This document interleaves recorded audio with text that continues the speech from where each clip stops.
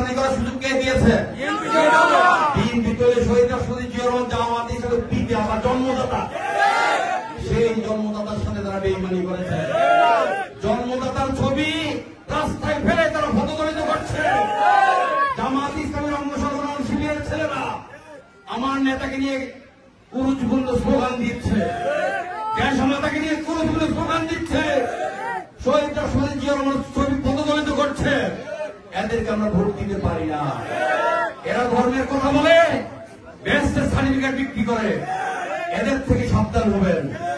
আজকে যিনি সভাপতি নির্বাচিত হয়েছেন, এ দেশের অর্থনীতির মুক্তি শহীদ রাষ্ট্রপতি জিয়া রহমানের হাতে হয়েছে।